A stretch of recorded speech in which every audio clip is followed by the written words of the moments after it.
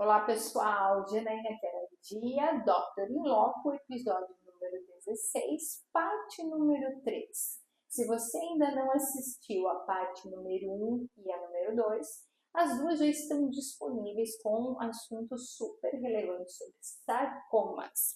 E agora, Wilker, nós vamos falar então sobre os tratamentos de sarcomas atualmente existentes no Brasil. Conte para nós um pouquinho.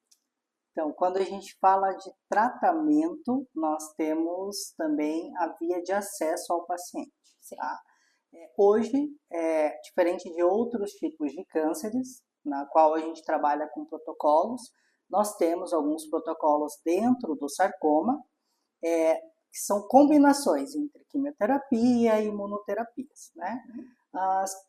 De modo geral, quimioterapia associada a algumas imunoterapias. Né? Então, para conhecimento de todos, né? A quimioterapia é um antineoplásico que age nas células do nosso organismo, tendo atividade não seletiva, ela age tanto em células boas como células cancerígenas, né? A imunoterapia, ela faz um treinamento da sua imunidade, do seu sistema imunológico, onde ela consegue atuar sobre células de expressões cancerígenas, né? Nós temos terapia-alvo, que aí através da biologia molecular, que já se entende, compreende sobre o câncer, sobre aquele tumor, a atividade dele e a expressão que ele tem sobre o nosso DNA e até o crescimento, qual é o fator de crescimento, como por exemplo, se ele é um TP53, um EGRF, um BRCA1, um BRCA2, enfim, tem mais de 600 aí para a gente falar. E aí ele atua bloqueando ou desligando a atividade daquele tumor. Então, hoje o que é disponível é isso. Legal. E qual foi o que você submeteu? O meu foi somente cirurgia. Fiz cirurgia e faço acompanhamento, nada mais. Você também comentou um pouquinho para nós sobre a importância da equipe multidisciplinar, né, de todos esses cuidados diferenciados. Nós não sabemos muito bem que há barreiras no tocante ao acesso, regulação, e aí às vezes tem que partir até para a judicialização. Mas você também conseguiu identificar dentro da tua luta, do teu tratamento, da tua busca por conhecimento, um grupo diferenciado, que trata de humanização e cuidados paliativos. Conta um pouquinho para nós. Então, através de todo o diagnóstico, toda aquela informação, eu fui atrás de um grupo, através do Clinical Trials, onde fala de várias pesquisas clínicas, e encontrei a SPAR, que é localizada na Alemanha. Tem mais de 70 representantes. Hoje eu sou um desses representantes aqui no Brasil. Nós temos também a nossa representante em São Paulo, que tem a equipe médica, né, a Geórgia, que faz parte da Associação Brasileira de Tumor Desmoide. O tumor desmoide, ele é um tumor diferente do câncer sarcoma, mas que é conduzido por médicos especialistas em sarcoma, né?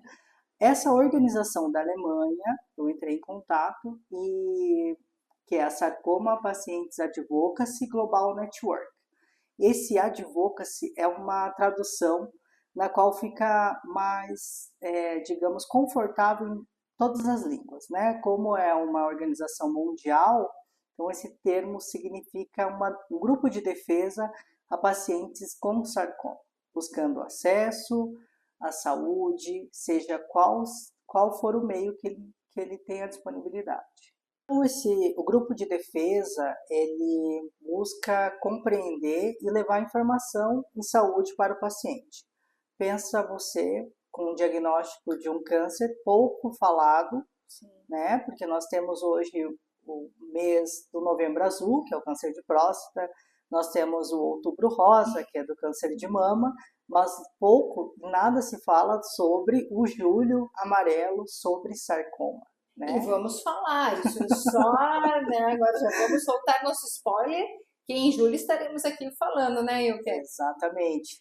Então, assim, esse grupo faz com que o paciente de sarcoma se conheça, ele conheça o tipo de tumor, porque não é somente falar sobre o sarcoma, é como que eu vou conseguir chegar a uma pesquisa clínica. O paciente de sarcoma hoje recebe tanta informação através do grupo de advocacy, que está em mais de 70 países, Olha que legal. Inclusive a gente teve um congresso que eu voltei agora recentemente, de abril, de Washington, no qual representantes do mundo inteiro esteve. Nós estávamos reunidos com chefes do Instituto Nacional do Câncer, lá dos Estados Unidos, em Washington, Bethesda, onde pesquisas foram comentadas, discutidas, né? Então, nós falamos sobre o sarcoma, como que os pacientes estão vivendo com o sarcoma. Porque quando a gente fala assim sobre a escuta do paciente, a equipe multidisciplinar, mas será que a interdisciplinaridade a gente não consegue conduzir e navegar aquele paciente de uma forma mais humanizada? Será que as nossas práticas do dia a dia estão sendo humanizadas com aquele paciente de sarcoma? É complexo por si só a identificação, né, o diagnóstico de um câncer. Um câncer ainda que não é tão discutido, tão abordado, né? Mais ainda. Então, ter um grupo que consegue te auxiliar nisso é imprescindível para que eles estão enfrentando, não é mesmo? Exatamente.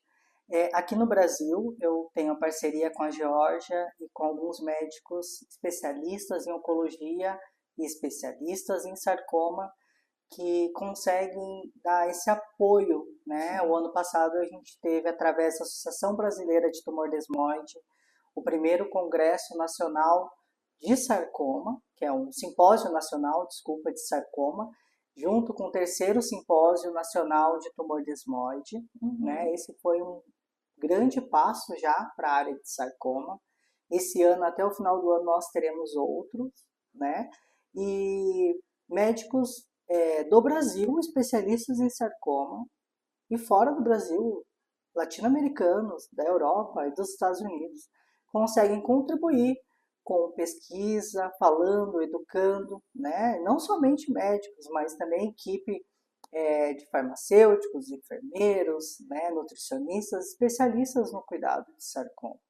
E esse auxílio, ele não se restringe só ao paciente, vai também à família. A família.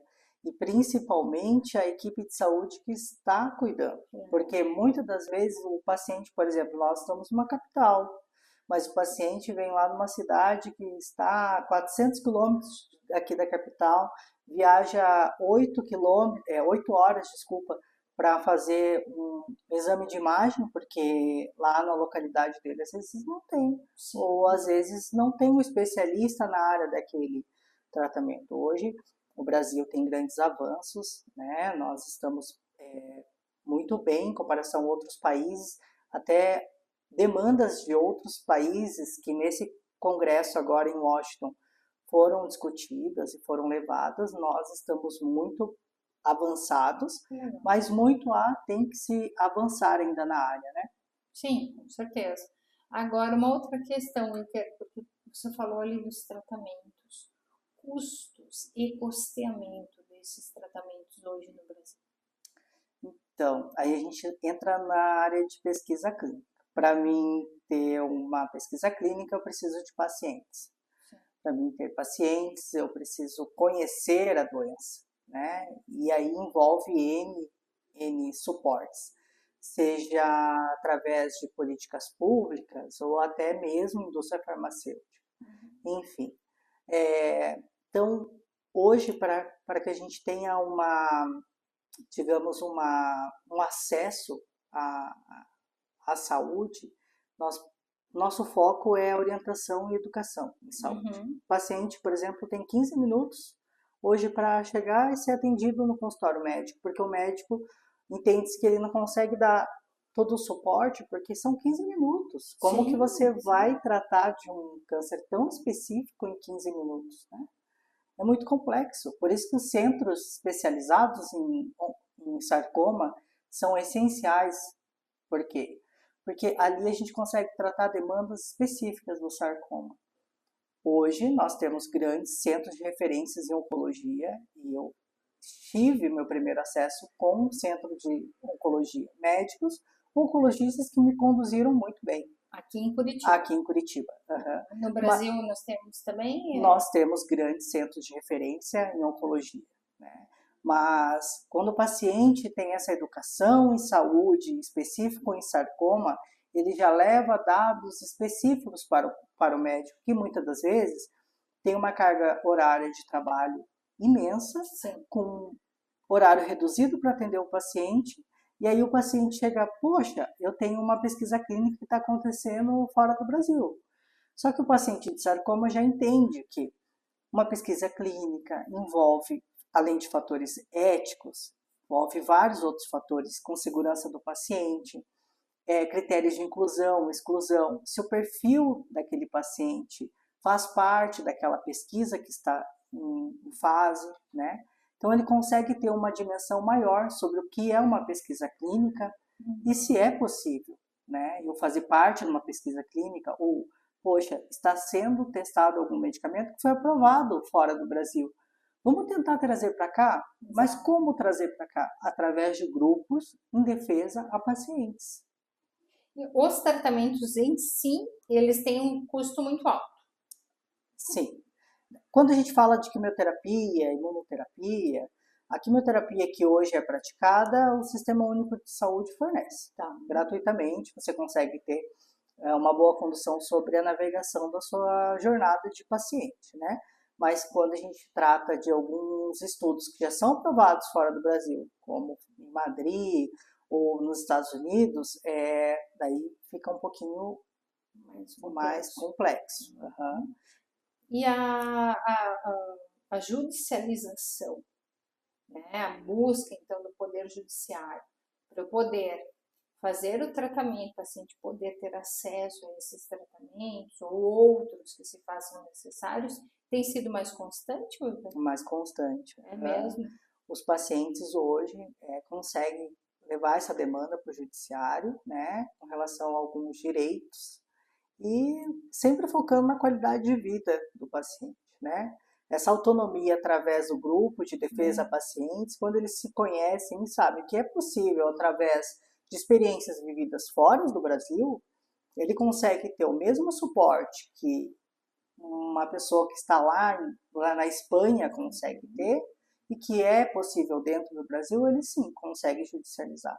E o sistema judiciário ele está sendo bem acolhedor nesse sentido, porque é pautado nos direitos humanos, né? No direito à vida, direito à saúde, né? E tantas outras situações.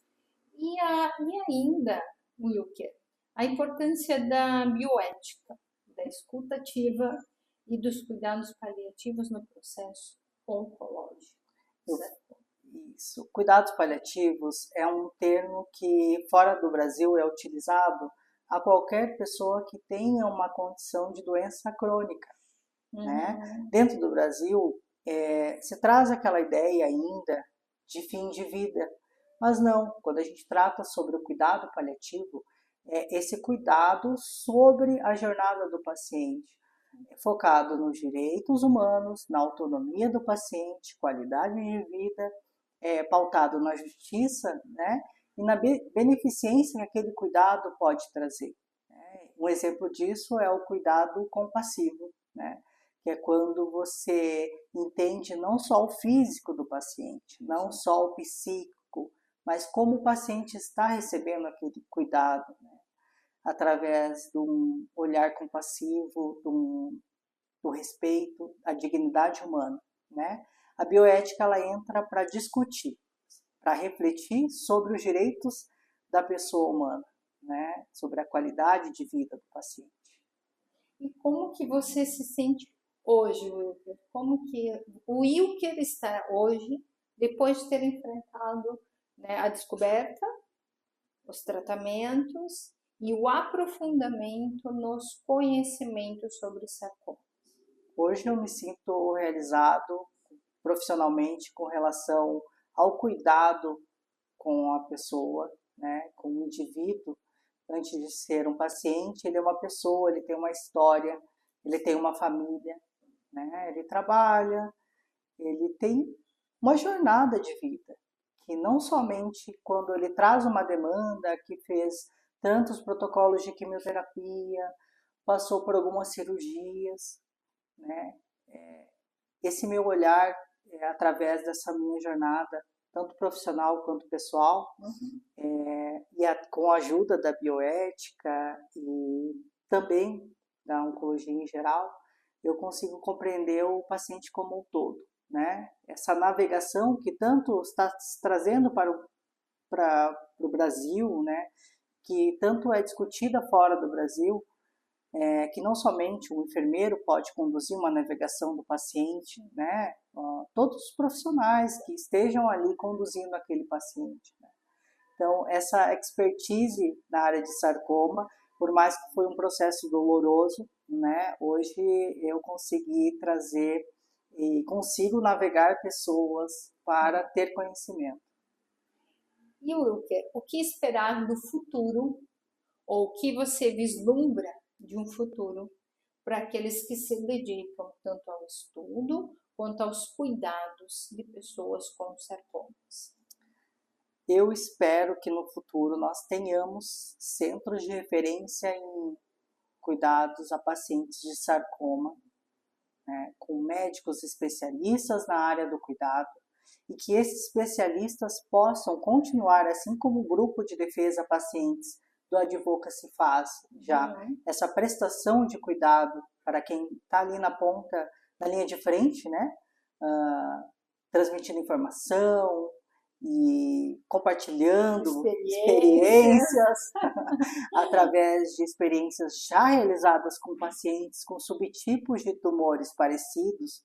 Eu espero que no Brasil e no mundo, né, eu sou bem ambicioso em falar no mundo, por fazer parte dessa rede global de assistência a pacientes de sarcoma, e agora incluindo também o tumor desmoide, centros em diversos localidades, que esses pacientes, independente se moram numa capital ou moram numa região do interior, que eles tenham acesso à saúde, que eles possam navegar sobre a sua jornada de vida. E para aqueles que quiserem entender um pouco mais, e eu sei que as tuas redes sociais elas são bem informativas, principalmente sobre esse aspecto, fala aí pro pessoal como faz para te encontrar aí.